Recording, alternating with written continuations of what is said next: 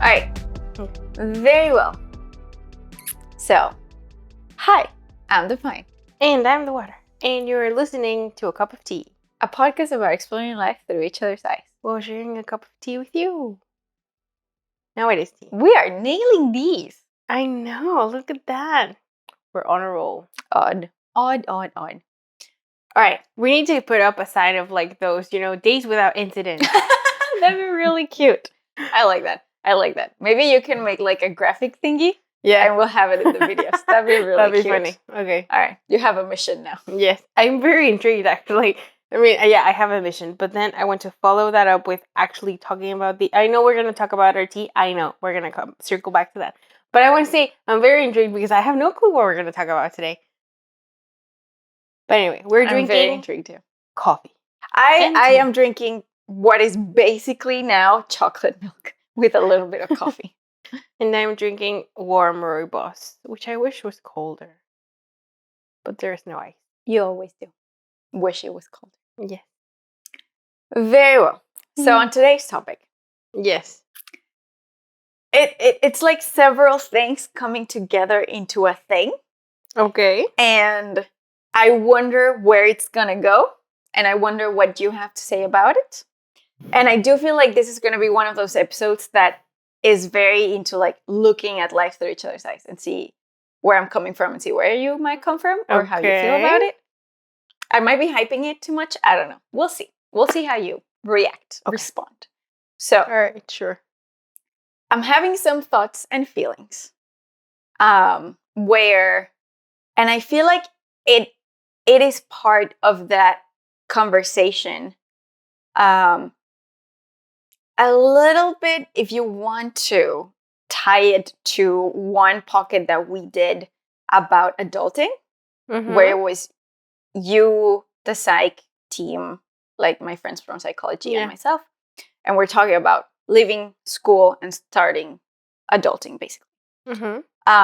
So it's kind of about work and jobs, but also who we want to be as a company. So I'll try. I don't know how to piece the things together. Okay. So we'll just see how this comes out. All right. So sure. I will start with saying that yesterday I had a very emotional day at work. Because I was called in to talk about my tardiness. Because I come in late a lot. And I will say, it's not a defense, but I will say that I was, and I even said this, which probably didn't look very good, that I was consciously, like I knew that I was coming in late. Like it was a decision that I was making. Because it takes me 1 hour to get to work. And it's that kind of weird schedule where if I'm taking the bus, and I leave with exactly 1 hour, the bus will take me to work and I'll be a few minutes late. Like instead of starting at, I don't know, whatever, 11, I'll swipe in at 11:04, you know, like, because that's how the bus works. Yeah.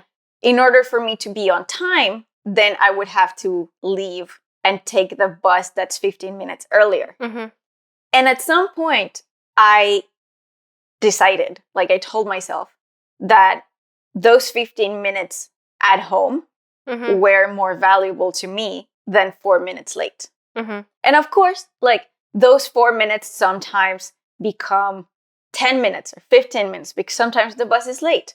Sometimes I don't catch it. Sometimes, like things happen, right?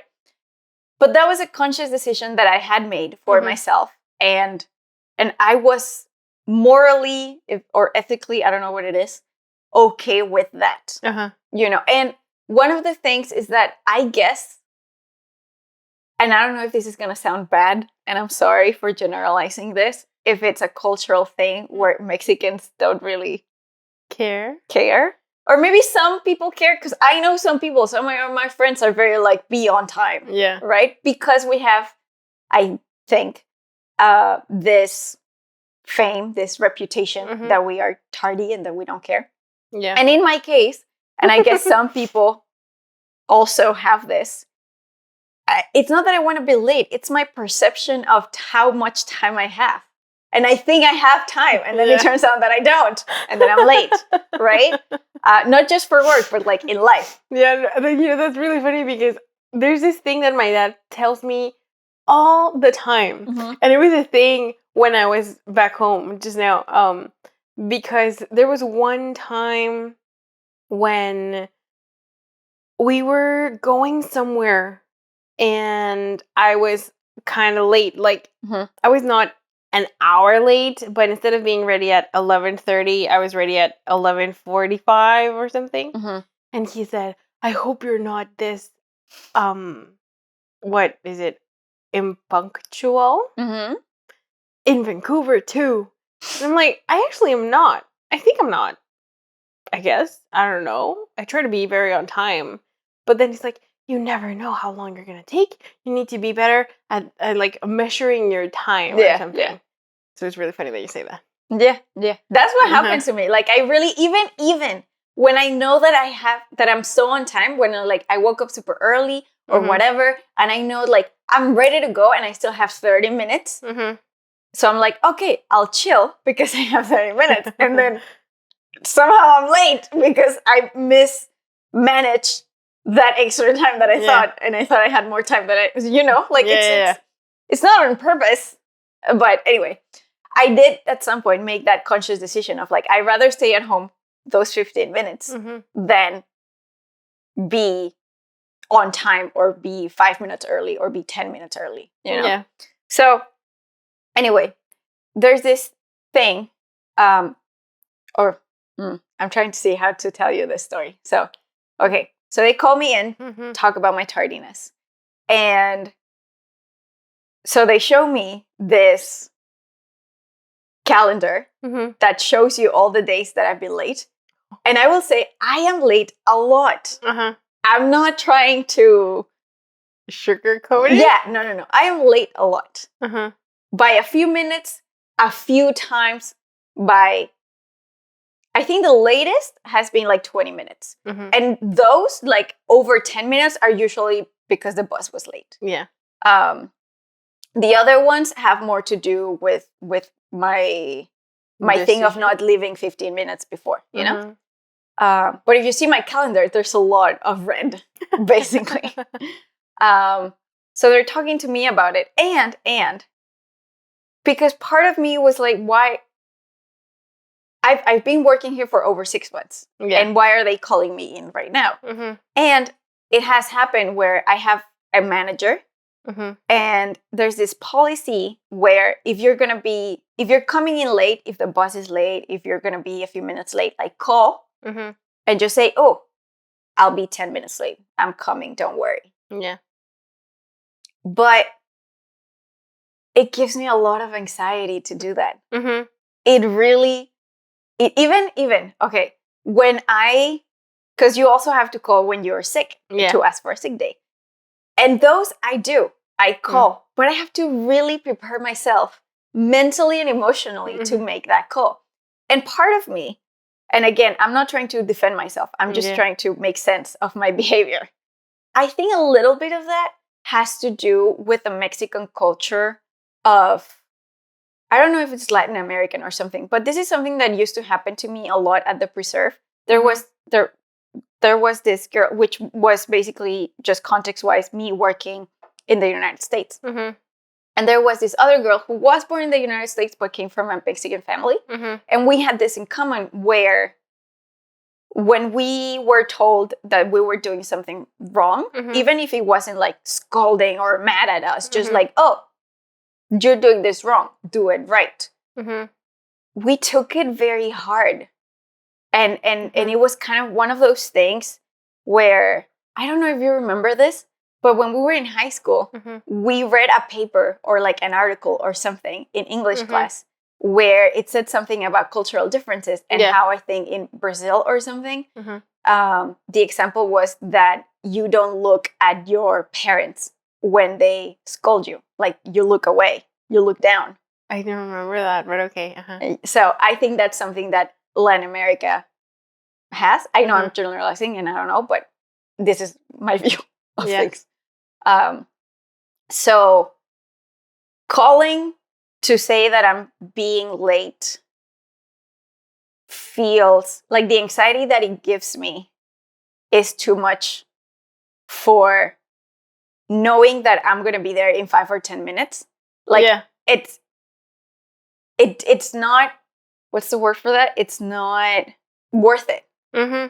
But calling because I'm sick, like I face it. Like I have to. I understand my responsibility to call in and say that I'm sick and that I can come to work. Yeah. Like that one, I will face my anxiety and I will push through and I will do this. Yeah. Right?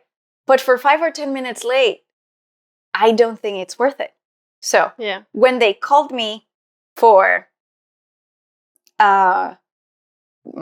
talking about the tardiness and everything and whatever, and they, okay, I feel like I'm going everywhere. Because I was mentioning my manager, and I was late, I don't know, the week before, yesterday or whatever, and she told me again, if you are coming in late, call.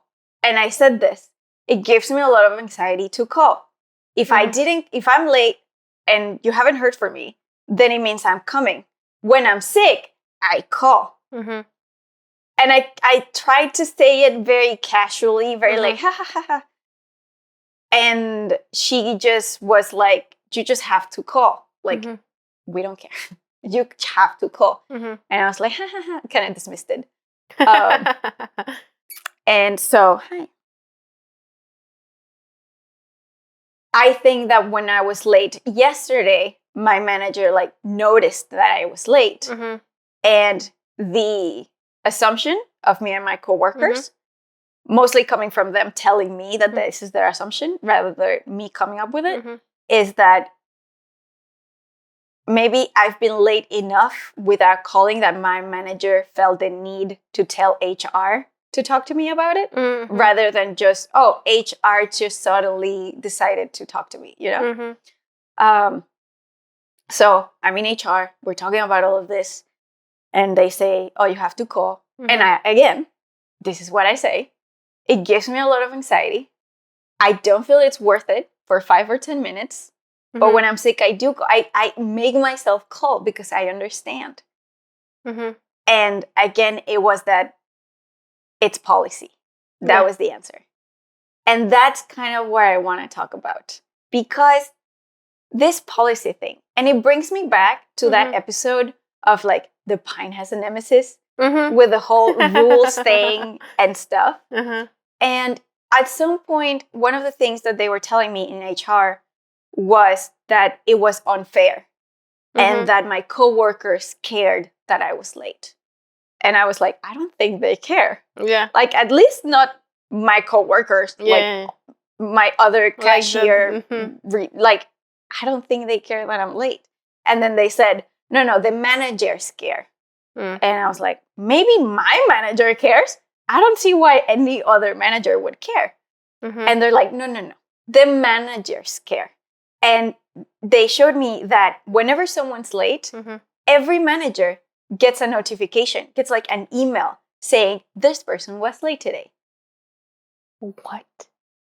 And part of me, why? I processed this later, because in the moment, I think, again, going to that shame, Latin American shame of disappointing authority, kind of, I couldn't process it in the moment. But later I was like, what is that about? Like, what is the need? Is this so like to shame?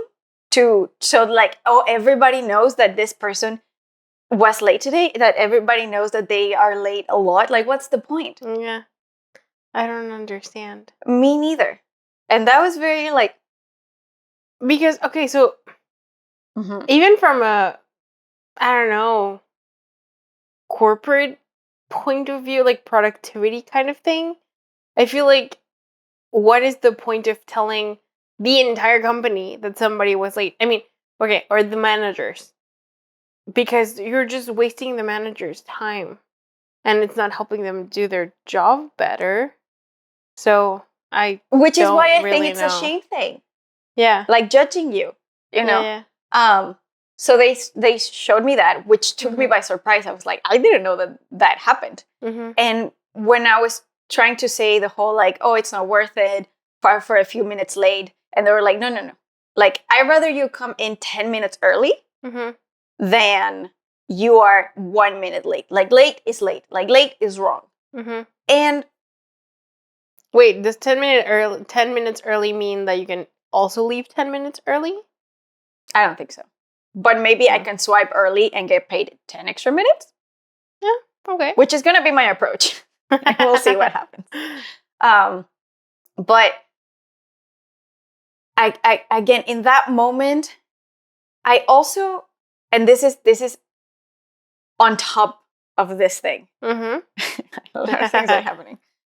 This is something that came later, where it's like there's a couple times in my life, like I can think of 3 times in my life where I've been kind of told that I was, or maybe 4. I've been kind of told that I'm doing something wrong or try to be shamed for something. And I don't appreciate that my reaction is to stand down. And I want to work on that, but more on that later. So they're telling me this. And also, something that really hurt me was that my HR person, I really felt that as an HR person, they were very good when it came to the human resource, because they're the ones who interviewed me for the job. And when I came to the interview, I was very troubled. I was very in a horrible place when I like just got to Vancouver, didn't have a place to live, was worried that I was going to be homeless, like couldn't get a job, just horrible situation. And our interview went on for like 2 hours. And it was such a pleasant conversation. And he was very good at listening. And it was just a human, really good conversation. And that made me feel like that was a big part of why I liked the job. Because I felt like this was a company that was different. This was a company that cared about their employees, and that he, as the human resource manager or whatever the title is, embodied that, you know? So when I was trying to explain the whole like, oh, it gives me anxiety, I don't feel like it's worth it, and them just responding with, it's policy, it's wrong, this is just how things are. And they also said this thing of like, it's not fair to the people that are on time, which I understand. And I don't want to be disrespectful. On the one hand, again, I feel like very little people would actually care if I'm late or on time. Yeah. I think everyone's just doing their thing. They're trying to be on time or not. Maybe someone else thinks like me and it's like, I'll be a few minutes late and I don't mind. But I don't think people are over here complaining about, oh, she was late, except for my manager, who from the little, as much or as little as I know them, they're very by the book. So I think that's the only reason they care. But it's one of those things, again, like from that episode of The Pine Has a Nemesis, where I'm trying to say that sometimes we need to question rules or policies or stuff. I understand that as a corporation, as a company, you want to have rules and you want to have policies. But I feel like I'm advocating for like, yes, you have them for the general stuff. And then whenever there's a case, you need to look at the case and if that applies. Because what I was thinking is, in our company, I want things to be different, where it's like, okay, Mika has a very red calendar of how late she is. She's late very often, not very much. Like it's by a few minutes. Like I said, every now and then it's a little more. That's how I control people.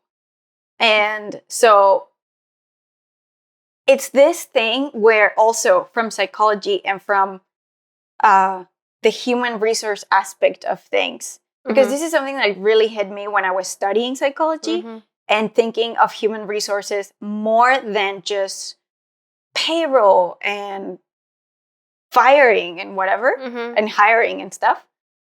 Like really looking at the human component of a company. And it's like, okay, so you as HR in this company is looking at my calendar that's very red, and your answer is to, or your conversation is to say, you're doing this wrong, this is the policy, fix it. And that's what I care about. And I'm over here thinking, why don't you see that all of this is a person struggling? You know, and a lot of, and like, again, because of the way I felt like I was being talked down to, and again, because it takes me time to process, and because my first reaction is to stand down, to feel ashamed, to feel like I'm doing something wrong, which I understand that in a way I am. I feel like I don't speak up in that moment. I always think about the fact later. And I couldn't explain all of these things that I'm trying to say to you, where it's like, I am conscious that a lot of times I know that I'm going to be late because I chose to spend 5 more minutes talking to Pablo, 5 more minutes on the couch hugging him. And I know that a lot of that is a conscious decision to give myself a little extra support, like a little extra joy or happiness of love, because living life is really hard. And I think everybody goes through things. And maybe because one of the things that they did on the conversation was say that there is some people whose calendars are completely clean. And I feel like that's not fair, because like, I mean, good for them. Or maybe they're doing that and it's hurting them in some way. But you know, it's that thing where like, we're not all the same and we're not all going through things. And maybe someone is very, very, I don't want to say anal, but maybe those people that have a very clear schedule, it's not that, oh, they're amazing at time management. Some people might be, and maybe that's why they're always on time. But maybe someone is super anal and anxious about being on time, and it's actually something that's messing with them. But to the company, it's like, oh, you're amazing, you're always on time. But maybe that's actually messing with them. You know what I mean? Yeah. So that's kind of what's happening. And one of the things, so after the conversation, they were very, this is policy, you're going to be on time from now on. And I said, I will try, because I know that I'm doing something wrong. And even though, like, I am personal, like with my values and everything, being on time is not that high on my list. And I'm sorry for the people who really appreciate being on time. I don't. Not to say that I don't care about your time or whatever. But again, those few minutes that I'm late, it's not like specifically to my job. It's not like people are waiting on me. It's not that things don't get done if I'm a few minutes late. You know, if I have a different job where it's like those minutes are doing a difference, then that's a different conversation. But I don't believe that's the case. Like, this is one of those things where it's just like, follow the rules because they are the rules. You know? So, but yeah, their answer was like, you're going to be on time. And I said, I will try. And then they say like, you are going to be on time. That kind of like, you know? And I kind of wanted to stand my ground and be like, I can't promise you that I will be on time because I might have a hard time being on time. And not just, I'm very, very leaning into the mental health stuff more than time management. Because I feel like that's why I struggle so much. And also that's why I was making my conscious decision of like, I'm okay being a few minutes late. If that means a few extra minutes of feeling safe, you know? So they kept trying to be like, you're going to be like you have to say that you're going to be on time. And I kept saying, and I was like, sure. Like very, very like, I know you want me to say it and I don't want to say it. So I'm just going to pretend that I'm saying it. And you're going to know that I'm pretending to say it. I'm like, sure. And they kept looking at me like, you have to say it. Like, you know? And by the end, I kind of just like, I just wanted to get out of there. So on the one hand, it really broke my faith in that company, which I had held in very high standards, and that particular person of HR.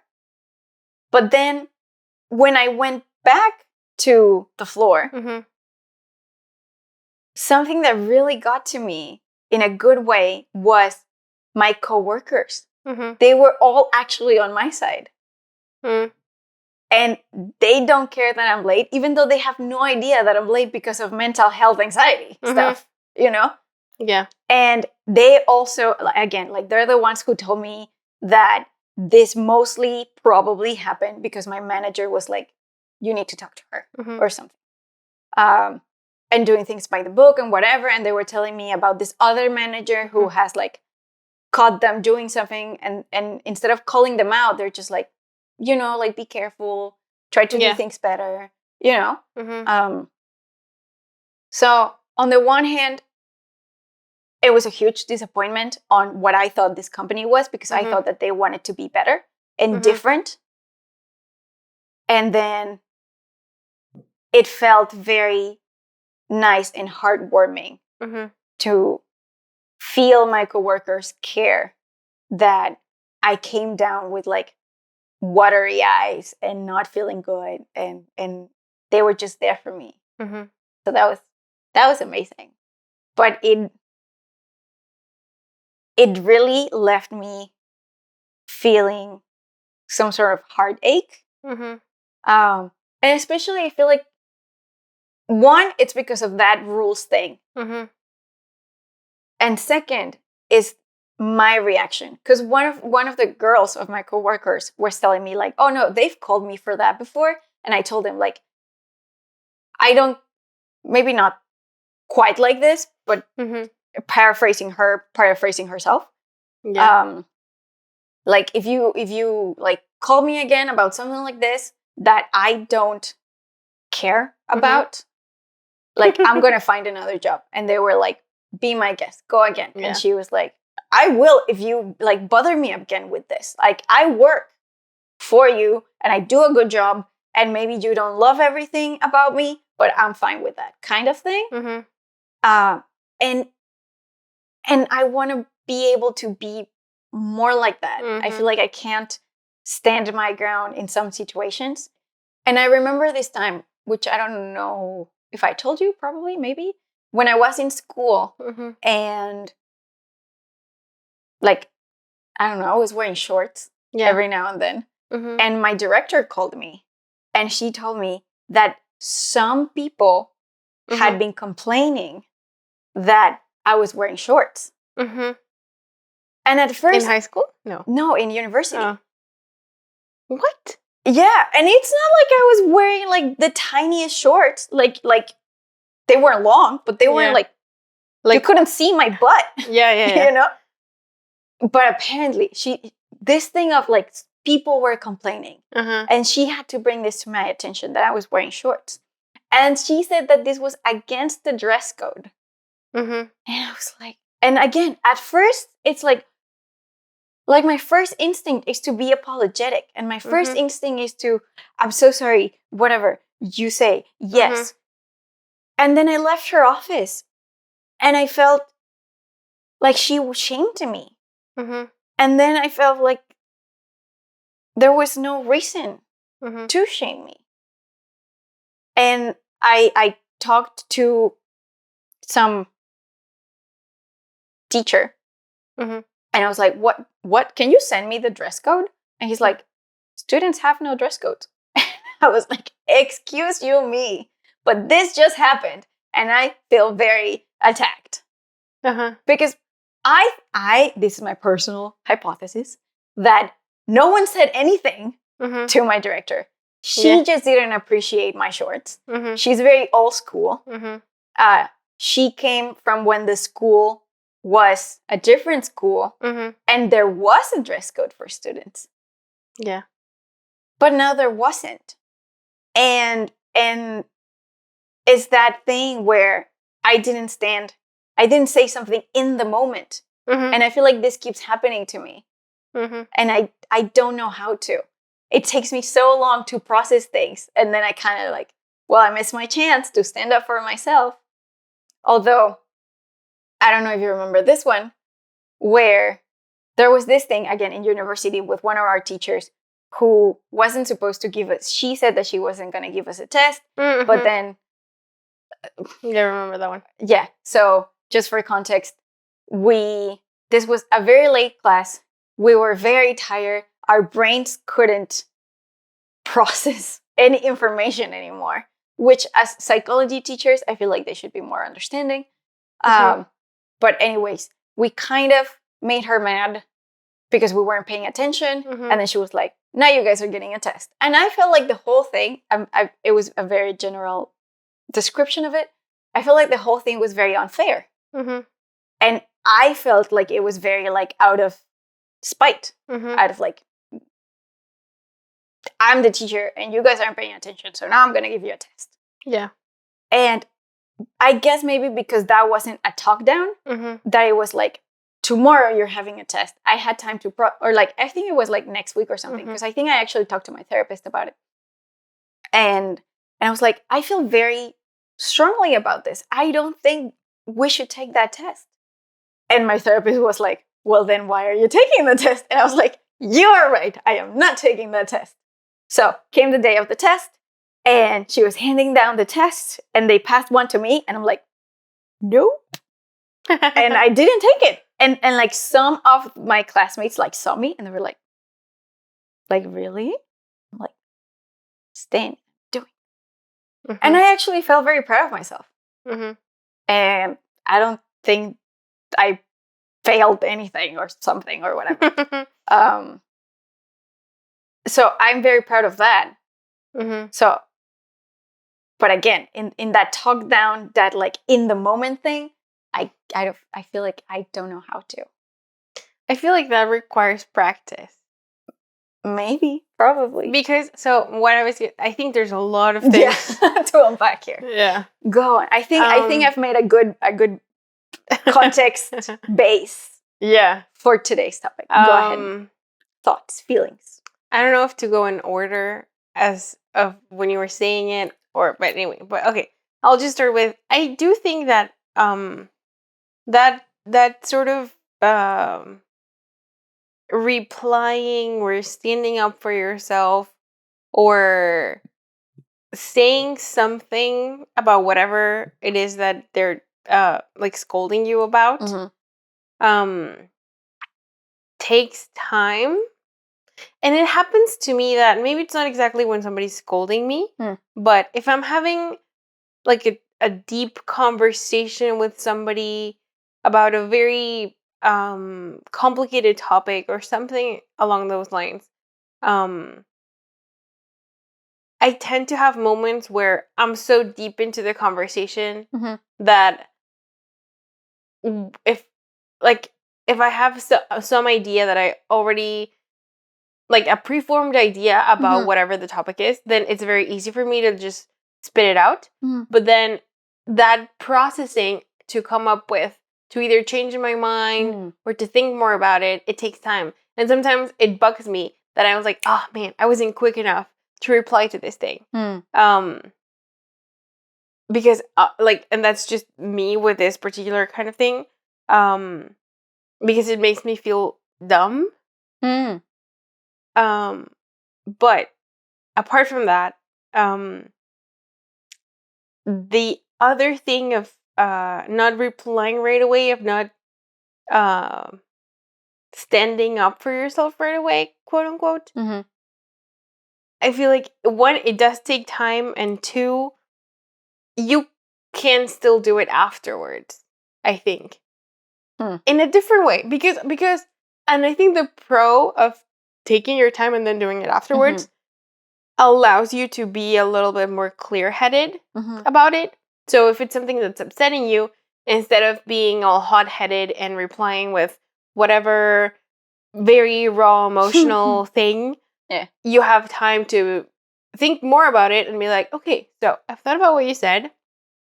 And this is a case where you could come to your HR person and be like, hi, so we had this conversation the other day and I wanted to talk to you about it because maybe I wasn't, I don't know, maybe it didn't say, clear enough, or maybe it didn't express this properly at the time. I understand what you said, but this is how I feel. And I think it's possible because of, especially because of how you were, like, the nice sort of report that you had with this person in particular,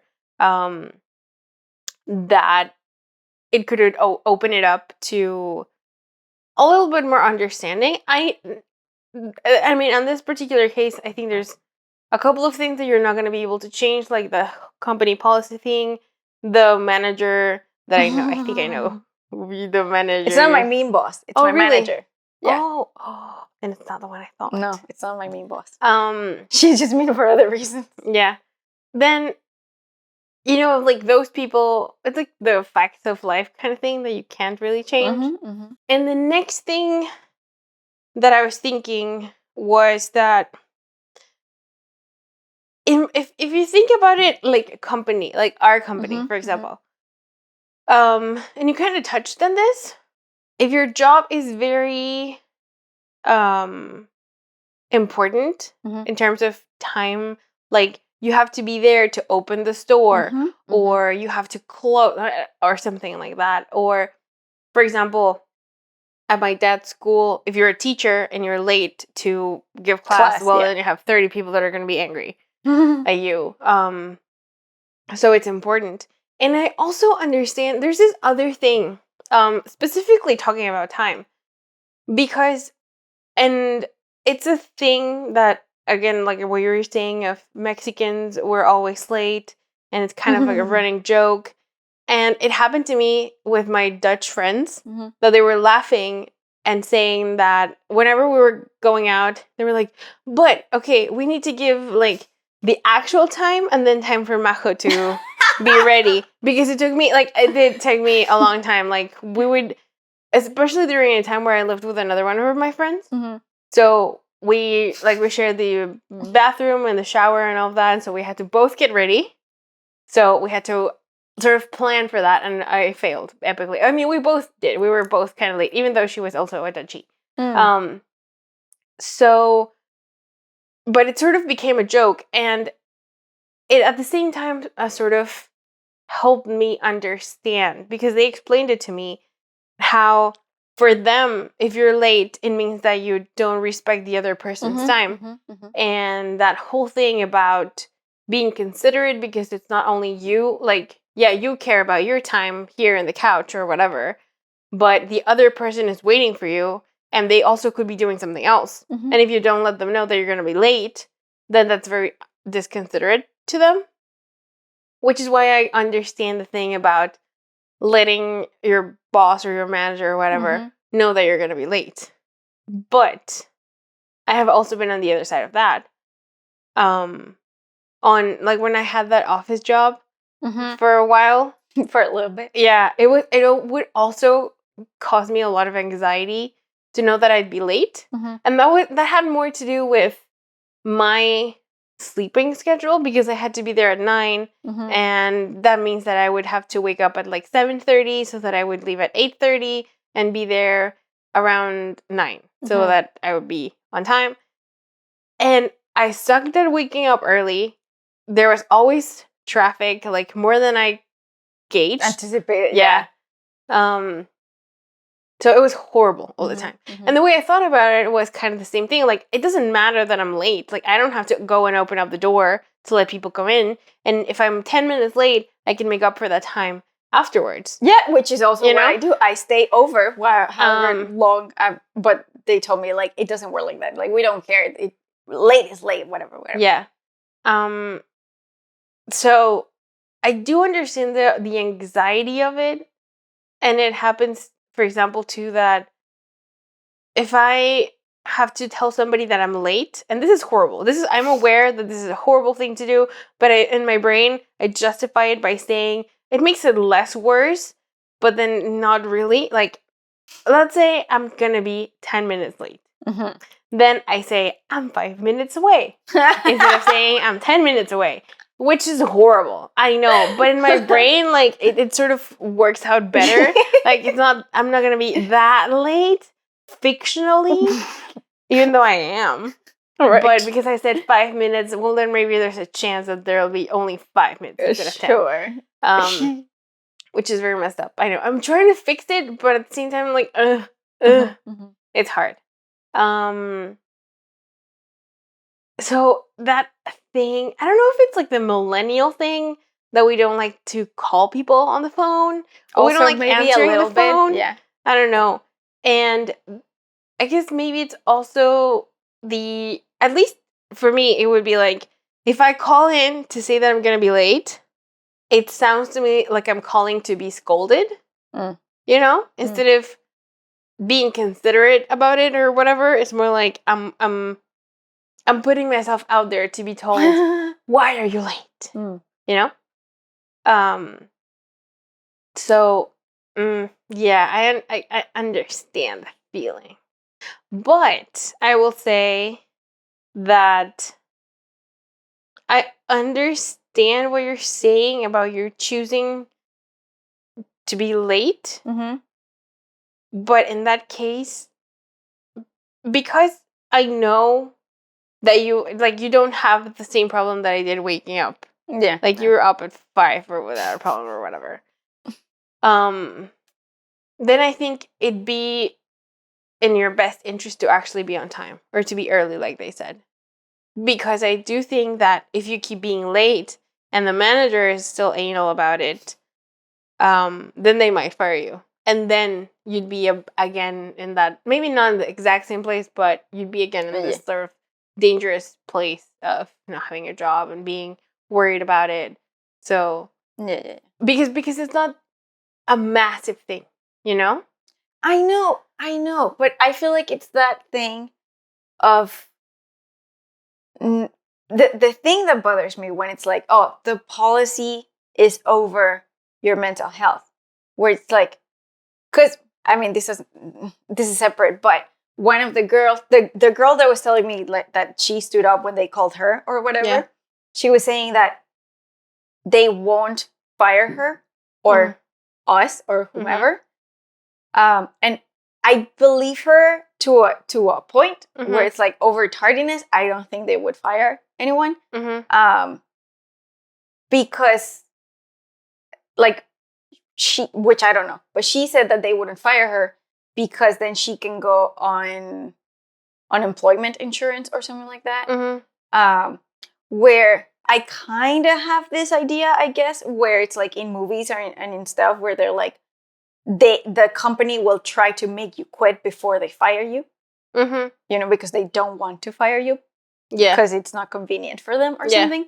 So I feel like I'm not super worried that they would fire me, but me saying that doesn't mean that I don't care about being late. Like, I care, and I don't want to be late. Like, before that conversation, I thought that it was just like about me and about me being okay with being late morally, like as a value, as a self, And I thought being between 5 and 10 minutes late wasn't hurting anyone, right? Now that I know that there's this whole thing of like every manager will know that you're late and whatever, which again, I think it's very shamey and judgy, and I don't agree with that policy. I like, now that I know that it's not just about if I'm okay being late, Uh-huh. and they're making such a big deal about it, I will aim to be more on time, because it's not going to be that conscious decision of like, I'm okay being late because I'm home, like I will change that. But there was this thing when they were like, we want your calendar from now on to be completely clear. And I said, I will try. And he said something like, I don't want you to try, I want you to do. And again, it's that thing where I'm like, I can't promise you that I will never be late again. Because there are, even if I'm not making the decision of being late consciously, there are every now and then things that are going to be out of my control. So for those moments, I think, at least of right now, that when that happens, I'm still not going to call them. I will try to be more on time from now on.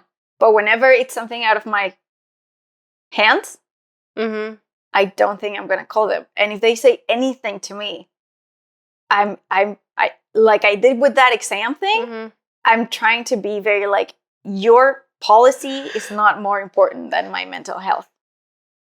Which brings me to this other thing where I feel like we can fall into that conversation where Gen X is very like, millennials don't care about work ethics, and me saying that I won't do company policy because of my mental health. I feel like I can see comments being written about like me.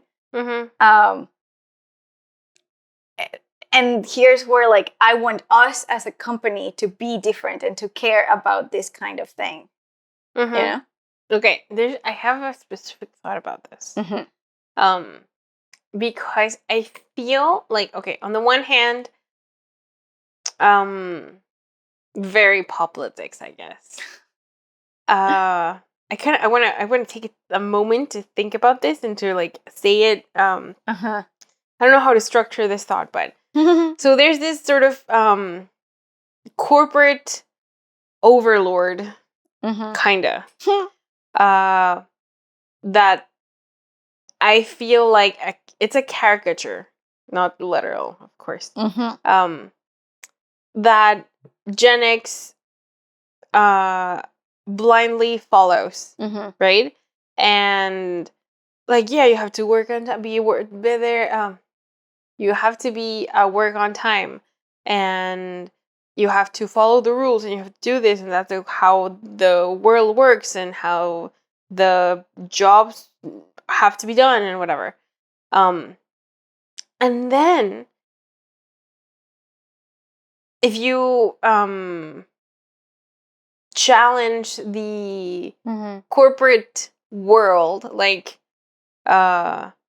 corporations don't have to rule our lives and fight the establishment and whatever. I feel like that's okay.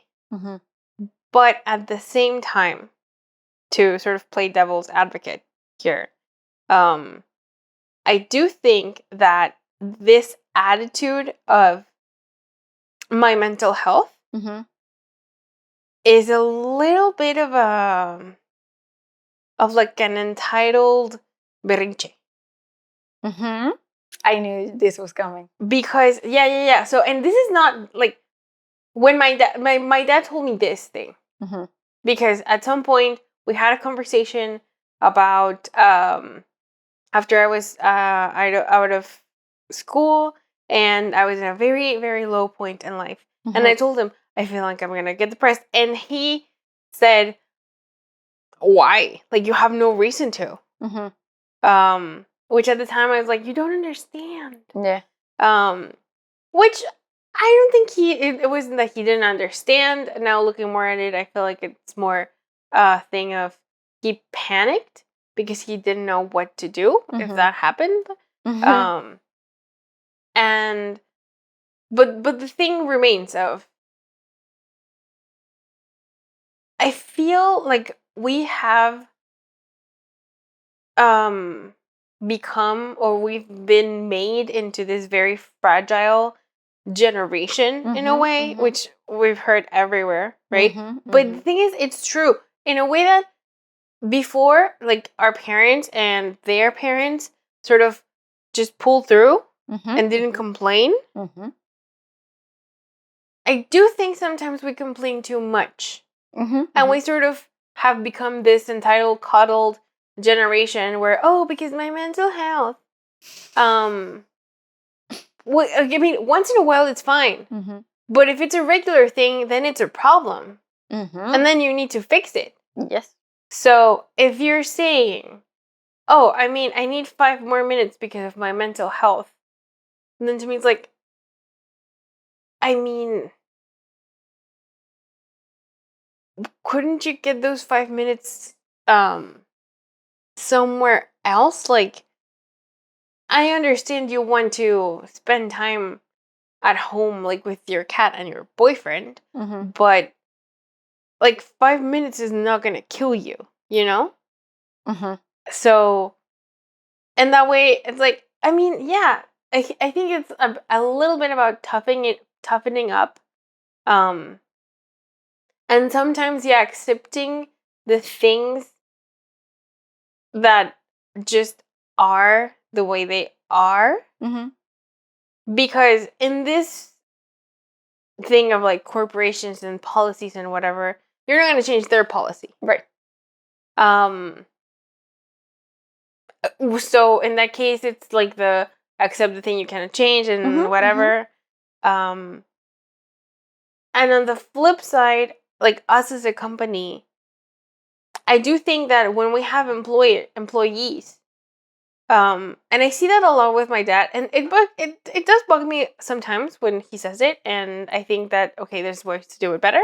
But he talks a lot about the people that don't care and they don't want to work and they're lazy and they do it poorly, and I do think that's horrible. Like, I would, I do think, like in our case, we would need a policy to talk to an employee when they're not doing their work properly. Like, because at the end of the day, I think we would care more about the work being done than about the employee. That's the thing. I mean, not than the employee, but the bottom line, like, if you think about it in a company way, we do care about the employees and we care about the people, because I do think in this sort of company space that we're in, it's a lot about community building and all of that. But if you think as a boss, you have to put the first like the priority has to be to get the work done, because if there's no work done, then we don't have the money to pay any of the people who work for us, for example, and to live ourselves, right? So I think it's a little bit of a slippery slope where if you start allowing people to slack off and to be late and to don't turn in things on time, of course, is again slippery slope, like exaggeration kind of thing. Then you can get into trouble. Yeah, that is like, harder. I to understand fix, why there's policies, and I understand why there is rules. My argument has always been not to not have rules, but to look to every now and then on a case-to-case basis when it is required to question those rules and those policies and maybe come up with a better plan. You know? I mean, I understand the theory of it, but I don't know how applicable it is in the real world. Yeah. Because I agree that it would be probably difficult. I feel like that requires a lot of customizing. Yeah. And then you'd need to have, like a specific policy for every employee. And I guess, I don't know. It's a complicated thing that I don't think there's a specific answer to that we get to right now. especially because we don't have any employees at the No, I moment, know. right? But Like, I just think that it would be, again, you have a general policy, and if something happens, then I feel like ideally, in our company, even when there is someone that handles HR, I would be very particular about how HR handles things. And I would want HR to be very person focused from a psychology point of view. Yeah. And try to understand, because there's person focused therapy. So yes, there are theories, and there's these many different kinds of therapy. But person focused therapy like looks at a specific person and see what the issue is. Yeah. So I just think, as a company, I would want to stand for that. And that doesn't mean that you're going to come up with a policy for every employee. Maybe you will, if each employee at some point during their time with us has a thing, and then us as a company with them, we look at that thing together as like how me as a company can help you be better so that you are good to the company. I think there's a limit to that, and it actually takes me back to my law class because there's this rule, law, or policy or something under BC like employment law that says that to the greatest extent that you can as a company or as an employer, you need to accommodate your employees until it becomes a burden to you as a company. How does it become a burden? A financial burden to you. Like, if you can't do business because of accommodating this person, then you don't have to accommodate them. If you can't do business because and my teacher said this example of, if you require that people, like, so you have a construction company and you say, okay, from now on, everybody, like blanket statement, everybody needs to wear hard hats. And you work cleaning up the office, then like it's not an occupational requirement for you, for your job description, to wear a hard hat. And there's times when I think people with turbans, for example, that cannot wear a hard hat with the turban. So there was a lawsuit or something of this particular case where this employee said, okay, I work here and they're saying that I need a hard hat, but I don't really, because I'm not in like a construction site or whatever. And if I put it on, then I can't wear my turban and it like conflicts with my identity and all that. But because it's not required by my job description, then I think I don't need to do it. And so they went to court and whatever, and he won. But then when it's another thing, he gave us another example of when the employee lost. Because it becomes a financial or other sort of too big to bear burden on the company. So I think it has to be sort of a balance of that. I agree. If you're doing your job and if you don't need to, I don't know, whatever policy thing, then it's okay. But if in our company it becomes too expensive to have somebody that's gonna be, like failing half the time or whatever, then you let them go. And that's the tough thing that I think people, and this is a very politics thing, because it's a recurring theme of corporations oppressing us, that they don't care about the individual and whatever. I mean, when you have a giant ass corporation with more than 10,000 employees, then, it's very hard to pinpoint the specific needs of each employee, right? Which is why I think you need to have a very strong HR department. Yeah. But then if you have, I guess whatever size company, I don't know. We're not there yet. But I think it as a business owner or entrepreneur or manager or whatever, especially when it's your business, when you're a manager, I feel like, I mean, why are you standing up for this person? You know, like, do you really care that much? Maybe. But anyway, when it's your company and your livelihood depends on it, then, I mean, yeah, like, that's where I would make more of a stand, I guess. No, yeah, like, I completely agree that it shouldn't be something that hinders your company, you know? Yeah. Which is why I feel like if you take a look on the other hand, on the other side of it, maybe the actual being late is not a problem for the job that you need to perform, but it becomes a problem because of, like, it becomes a problem because it's a problem for your manager.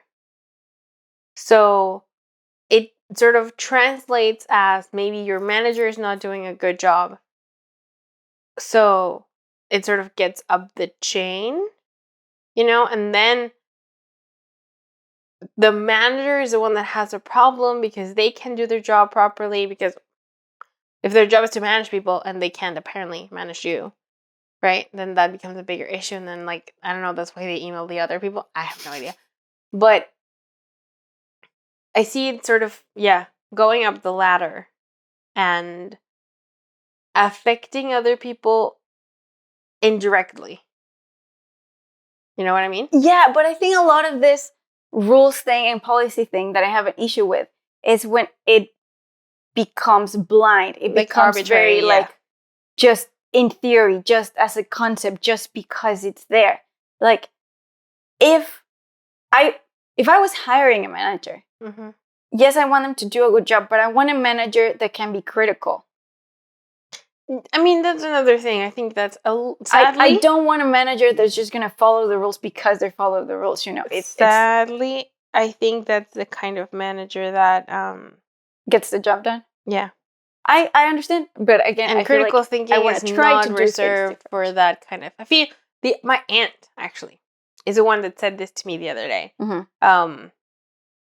Something along the lines of, or maybe it was in the pocket of, there's people that can do, like, there's people. Oh, and people that follow. She said it in the pocket. Yeah. And managers are the kind of people that follow. Really?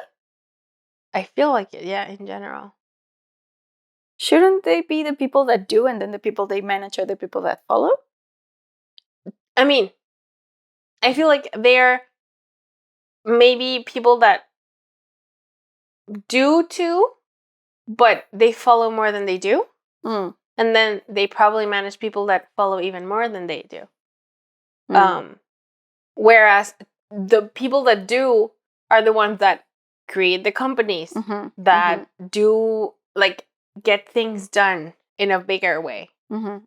So maybe you have a very efficient manager, but that does not mean that they can be a good I feel like my main boss is one that does. That does what? My main boss, she doesn't follow. I think she does. I think she gets things done. And, to give her a break, I think she comes off as mean. I don't know how much she actually is mean, but I think her demeanor, her lack of rapport, like, I think she has a weird sense of humor where I don't know if she's laughing at me or trying to joke with me. It's really weird. And I'm not the only one who feels this way. So I try to give her the benefit of the doubt and be like, maybe she just comes off as mean rather than being mean. But I don't know. I try to stay away from her as much as possible, just to not cause trouble. Yeah. But I do agree that my manager would be one that follows, because I do think she's very rule-oriented, like very... Yeah, like blind leaf. Yeah. Sheep. Which is something that following in the past has really struck me. Like, I really have an issue, apparently, with these kinds of situations of just blind, like, not questioning a rule just because it's a rule. Well, I mean, I guess maybe it's not. I mean, you're probably not the first person to want to quote unquote question it. Yeah. No, I don't. You know. I don't So, which is why I feel like it's not a thing. And then, I mean, as a side note, the other thing on that you were saying, I will try to be late, and the other guy was like, you will not be late. It made me think of the I mean, this is gonna maybe sound ridiculous, but ages ago, and I mean ages ago, I thought it was cute that Lululemon had on the bags its manifesto, which I still think is a cute idea. Like Nike has its rules for success or whatever, and you know, like every company. But one of the manifesto things was that it says change try for will and watch the magic happen, or something along those lines. And so I understand why he would be like, no, you will be on time, to sort of make that brain cognitive I don't think he was coming from what's the word? Linguistic. Yeah, neuro-linguistic place. Well, I mean, I thought of it that way. I don't think it was coming from that. I think it was just coming from like, you need to say that like you will do this. I think maybe not in the exact same way I'm saying it, but the end result I think is the same. Like, I would say the same thing, because maybe he's not actively thinking, oh, I'm going to say this because the neurolinguistics and whatever. But more for the actual thing, because it does make a difference to say. It's like very, very raw to say that, like, if you say, oh yeah, we'll try, it's like very dismissive. I wasn't saying it dismissively, though. I know. What I mean is, just the phrase, to me, sounds very dismissive. Like, oh, I just told you this, and you don't give a fucking hell. Like, you don't give a shit, and you're saying to me that you will try.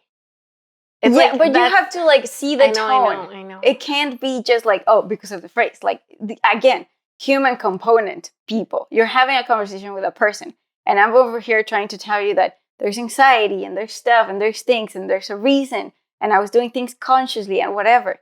And then it felt very like I'm demanding perfection of you. You have to, like, you will not be late again ever, is basically how he put it. And I was over here like, there's no, like, even if I actually aim to do that, I don't know what's going to happen. Of course, I don't think he means that I don't care and I'm a tyrant. And no, I feel like it's more on the do your best to not be late. Which is why I said I will try. I know, but that's where I feel like, as much as you want to stand up for yourself and whatever, I don't feel like that is the point where to stand up for yourself. That's more, you can give that one to him. You know, in this power struggle, you could give him that of saying, I'll be on time. But I feel like because then that just, to me, it just seems like a tantrum. No, but like, okay. Not the nuanced thought process that, oh, but I can't control the bus, and what if it rains, and what if there's like, nah.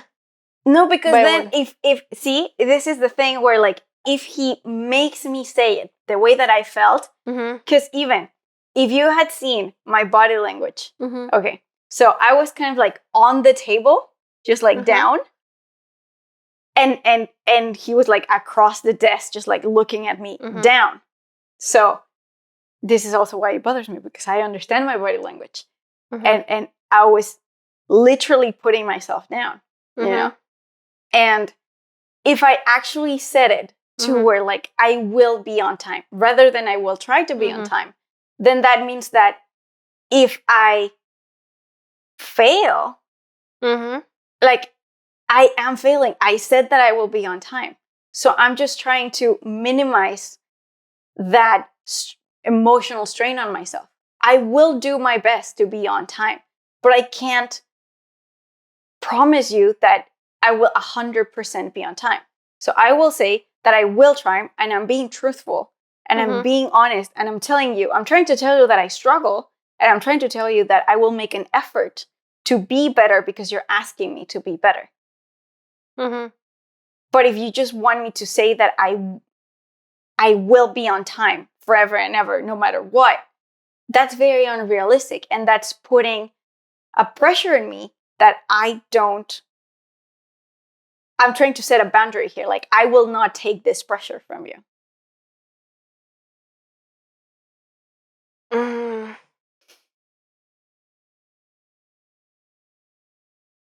See, that's where I think we circle back to the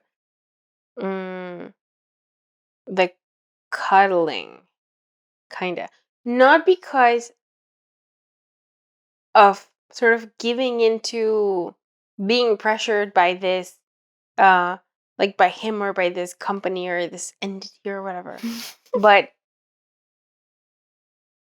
I feel like you could say, I will be on time and do it to the best of your ability. And saying sort of, not that you're giving up to this pressure that they're trying to put on you, but like sort of saying, like taking the ball and being like, okay, I'll do this that you're asking of me.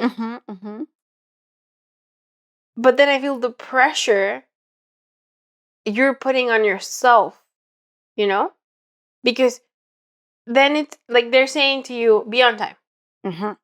And then you're the one that's making yourself feel bad. I feel like. And maybe I'm wrong. Correct me if I'm understanding this wrong. But you're the one that's saying, oh, I'm going to worry that I'm going to be late. And if I'm late, I'm going to like berate myself over being late because I said that I was going to be on time. And because they told me that I needed to be on time. So it's more of a combination of both, of saying just because of the language matters and conceding that I will be on time, but it's not rigid. I will be on time every day, and that's how he made it feel. Well, then I think that's how. Then that I think what you can change is how you take it, because you're talking about how he made you feel, and we don't really know how he said it, because we can't fully understand what was going on in his brain, right? So then I think it's more like on how you understand it of, okay, you will be on time. To me, if I heard that, it'd be like, not as a, you will be on time or I'll kill you kind of thing. More of a, I need you to tell me that you'll do the best to the best of your ability. You will be here on time. Yes. I mean, the thing is, but you keep saying to the best of your ability. You're agreeing with me that there's space. Yes, I know. But as a manager or somebody telling you this, I think there needs to be, it's like a parent. Yeah. Where if I sort of lay the ground for a gray area or something, it's like I'm giving you the hand and you're taking the foot kind of situation. In a general sort of way. As like, if I as a manager say, oh, okay, I can forgive you once, instead of being rigid like, no, I can't forgive you, then I feel like that lays the ground for, oh, but if you forgave me once, then you can forgive me another time, So it can become a troublesome thing. It can. Not that it will. It's like a hypothetical thing, again, like this whole freaking episode, I guess, in a way. But that's like, I mean, again, me as if I were saying it, because I have no clue what he said. Maybe he was totally rigid, and maybe he was like, no, I do need you to be here on time every fucking day, and I don't care if a bus falls on your head. He doesn't talk like that, but the tone was very like that. Well, maybe he did. And in any case, I would have been like, sure, I'll be on time. But then, again, he's not gonna be there with a timer every day. I mean, you do have to check in, but yes, but you will get the notification that I was late. Yes, but then I feel like you and maybe it's like because I do this, you worry that he's gonna be worried, or like you trouble yourself over this pressure that comes from somewhere. And this same approach that you're having about, oh, I can take 5 minutes because it's fine. I think you can flip that into, like, it's okay. Not that I take 5 minutes every day, but maybe, like, it's fine if I do my best every day, but then one day I'm late. That's all I'm saying. I know. But what I mean is, don't, because my pressure thing is not about him. My pressure thing is with me. Yeah, that's what I mean. Like, I'm trying to, I mean, I guess maybe you already have the solution and I'm just rambling. I just mean, like, I am aware. This is that like that's why I feel so strongly about. The same way that I consciously was making the decision to not have my being on time value in a high priority. The same way I feel like in my values, it's not okay for me to tell him that I will be on time 100% forever and then not do it, which is why I won't say it. Okay, then that's the thing. I think I understand where you're coming from. But in this case, because of, I don't know, politics or miscommunication or whatever, it's the kind of thing where I think you could say, like, you could give him the win, kinda. And say, sure, I'll be fine. I'll be on time. And not mean it. Like, I think it's fine. I said sure, and he knew that I didn't mean it. The thing is, in a more convincing way. No, because then that's lying. I'd rather tell him that I won't always be on time. I try to make it very clear that I will do my best. I will aim to be on time.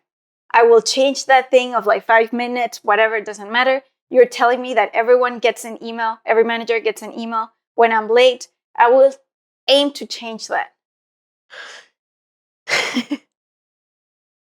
But I'm just saying, I am not a machine. I am not a robot. I will not be here 100% of the time on time. Maybe I will because nothing will get in my way, because I will always be 15 minutes on time. But I just need, for myself, that space for error. And I'd rather tell him that that's where I'm standing than to convincingly tell him that, yes, I will always be on time forever and ever.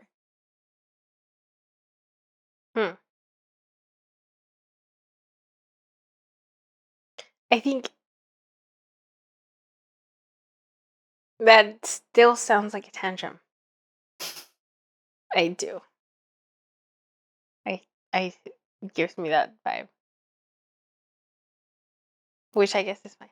I guess. Like, yeah, I do agree. Like, I knew what I was getting into when I brought this topic to a cup of tea, because I knew that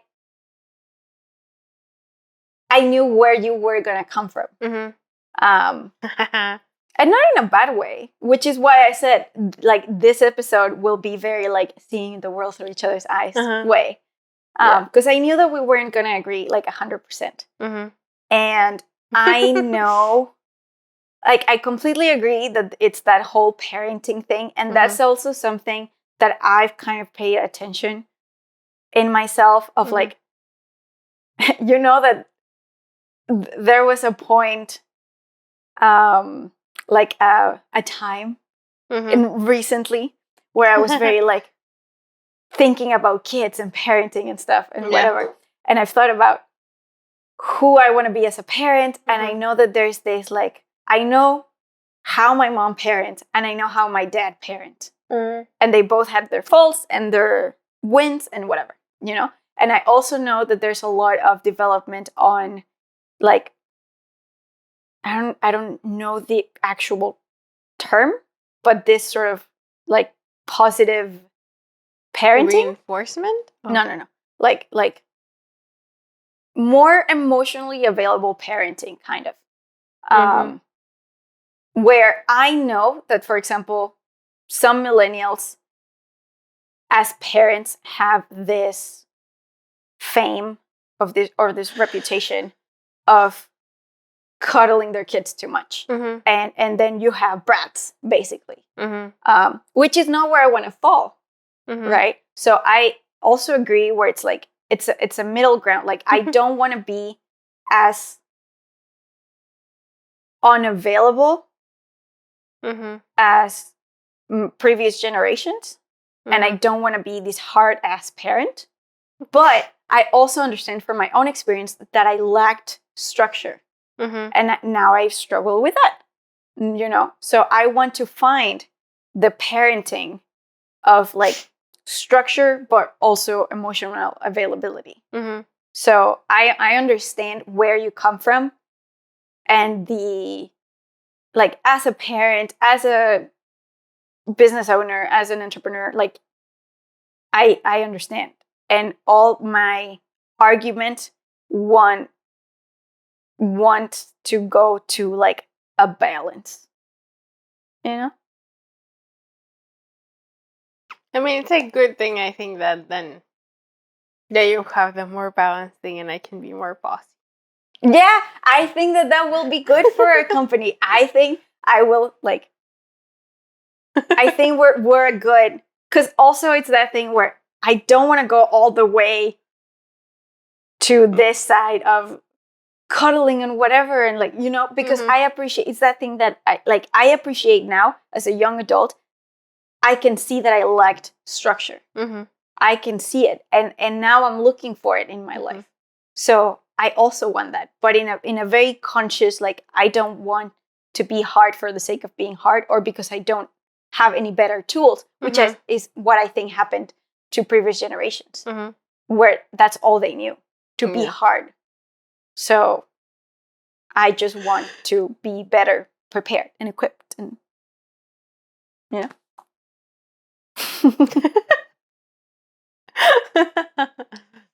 Yeah. So that's what this episode was about. Interesting. I feel like I was what's the word for that? No, I thought of booby trap, but no, like bamboozled. No, Cornered? Lord, yeah, no, kind of, but not quite. Kind of. I don't remember. Because I knew what you were gonna say. Yeah. It's a trap. It wasn't a trap. You know, because I like, even though I kind of knew what you were gonna say, I still appreciate having the conversation, because I also feel like you weren't like just, no, like, this is just a tantrum, you were wrong, you need to do what you're told. Which there was a little bit of that, but I also feel like there was listening, and there was understanding, and there was like, I know what you're coming from. I'm just worried that you're not being strong enough or structured enough, you know, which is something that I want to keep an eye out. So I think that's good. All right. Very well. Cute. Cute. All right. Do you have any other Rex in your list of Rex? I do. Maybe I kind of already said this. I don't know. But this is because I was like, I keep my Rex list on my computer and I always forget. But now I remember this one about again, maybe I already said it. But listening to your grandparents' story. I think you've said that one. Yes. And I don't know why, I as a parenthesis, I don't know why I have on those post-its something about my grandma's doctor, like one of her doctors. I don't know what that was about. I don't know. I mean, if you don't know. Yeah. But what else can it be, right? I mean, I'm watching this show. Maybe that can be my right.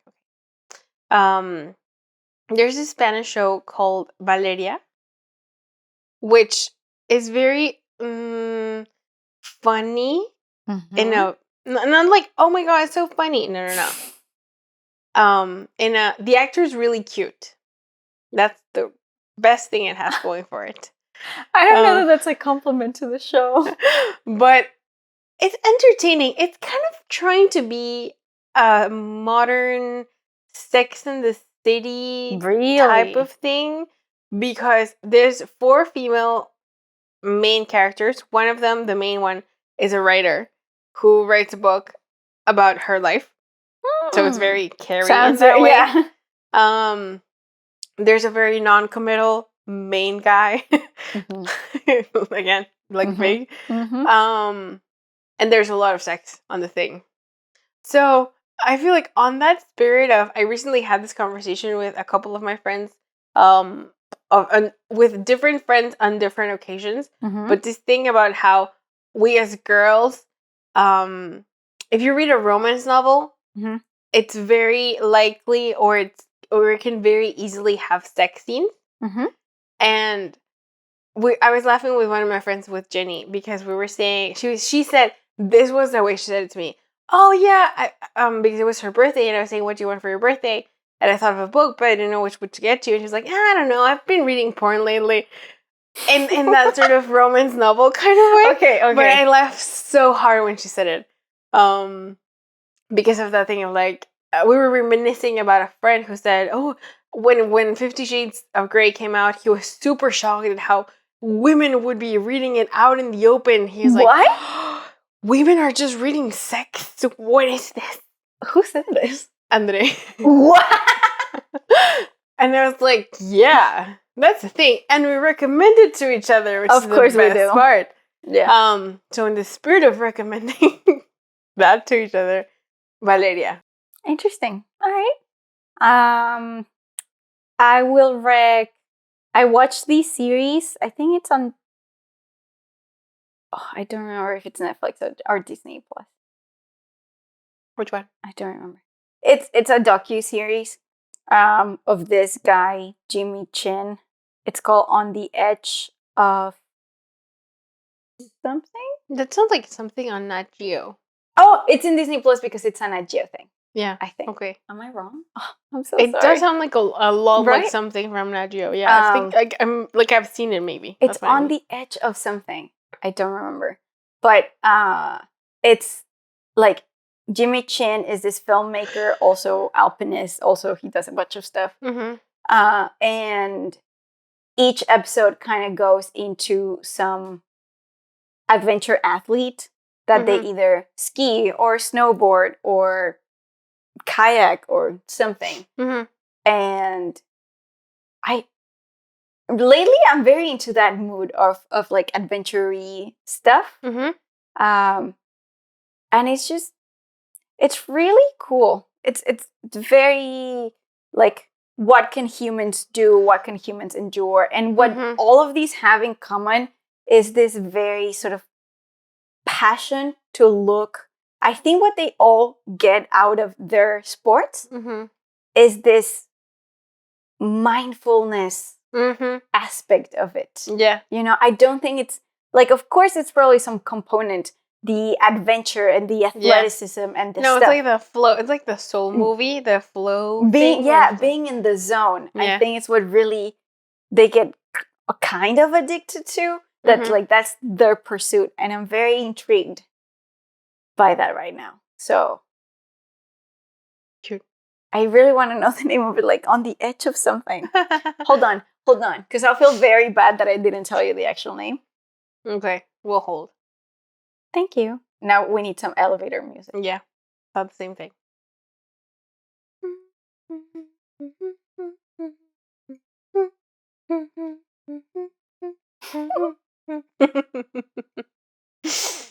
Oh, Edge of the Unknown. That's what it's called. Oh, okay. Edge of the Unknown by Jimmy Is there Chin. a girl on Queer Eye now? No, I don't know. Oh, we're in Japan. Maybe that's just the person that they were helping that day. Well, on that note, we will see you next week. Okay, bye. Thanks for sharing a cup of tea with us. To watch more episodes of A Cup of Tea, click the link on the right. If you want to watch Pockets in the Universe, go to the playlist on the left.